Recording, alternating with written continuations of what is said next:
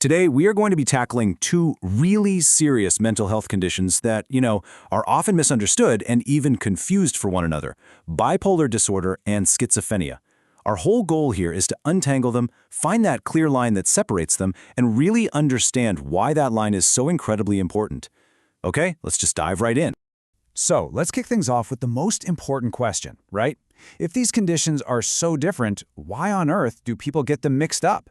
It happens all the time, and it's this exact confusion that makes getting an accurate diagnosis so absolutely critical. The confusion often boils down to one major overlapping symptom: psychosis. Someone with bipolar disorder can experience things like hallucinations or delusions, but usually only during a really severe mood episode. The key thing to remember, though, is that their core nature, the very foundation of the illness, is fundamentally different. And unlocking that difference is exactly what we're about to do. All right, so here's probably the most crucial idea we're going to cover today. It all comes down to a simple concept: mood versus mind. If you can really get your head around this one idea, everything else is going to click into place. This is our foundation for understanding the real difference here. And here's where that whole mood versus mind idea becomes crystal clear. Bipolar disorder is, at its heart, a mood disorder. It's all about these prolonged, extreme emotional states. We're talking the highest highs and the absolute lowest lows. Schizophrenia, on the other hand, is a psychotic disorder. This is fundamentally about how the brain is processing thoughts and senses, which is what can lead to that disconnection from reality. Okay, so let's start decoding the specific symptoms. This is where we'll see how that mood versus mind distinction actually plays out in a person's real-life experiences. First up, bipolar disorder. The defining characteristic here is episodes of extreme shifts in mood, in energy, and in activity levels. And that word, episodes, is so important because it means these dramatic shifts come and go, and there are often periods of stability in between. And these episodes have two very distinct poles. On one end, you have the manic or hypomanic state. This can feel like extreme elation, having just a ton of energy, barely needing any sleep, and sometimes being really impulsive. And then on the other end, you have the depressive state, which involves this profound sadness and hopelessness, fatigue, and just a total loss of interest in everything. Now let's switch gears and talk about schizophrenia. Here, the defining feature is psychosis.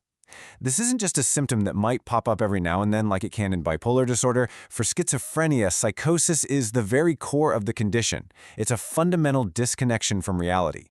Now, the symptoms of schizophrenia are often grouped into these two fascinating categories. You've got positive symptoms, which, by the way, doesn't mean they're good. It means these are experiences that are added to reality.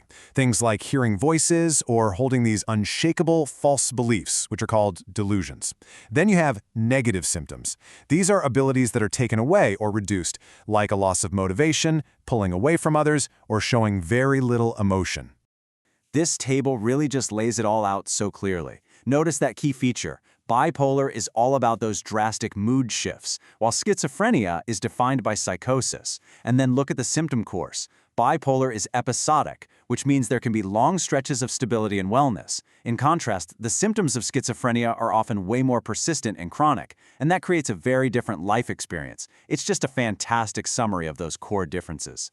So, with these very different symptom profiles, how do professionals even begin to figure out what's going on, and more importantly, how to help? Well, the diagnosis and treatment have to be a really carefully tailored approach. Getting the diagnosis right is never simple. It's a really careful, multi-step process.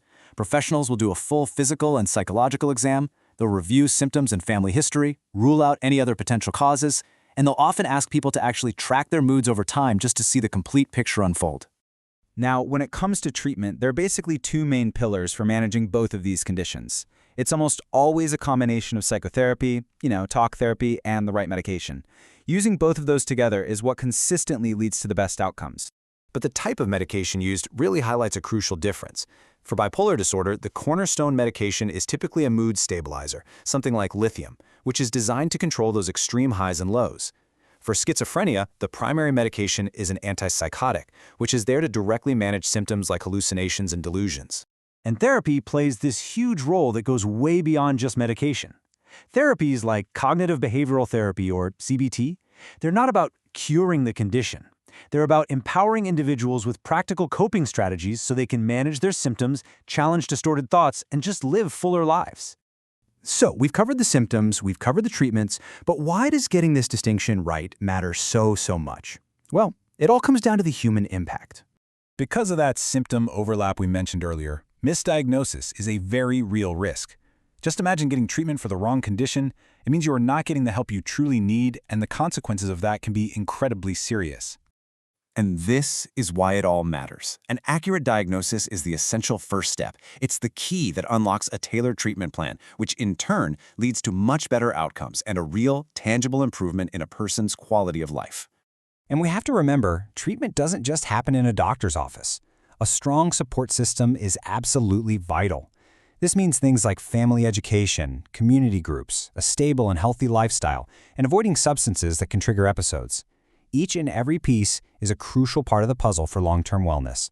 So we'll end on this question. We've untangled all the clinical differences, but the real impact comes from all of us. How can our clear understanding of these conditions help reduce stigma and create a more supportive, more empathetic world for everyone affected?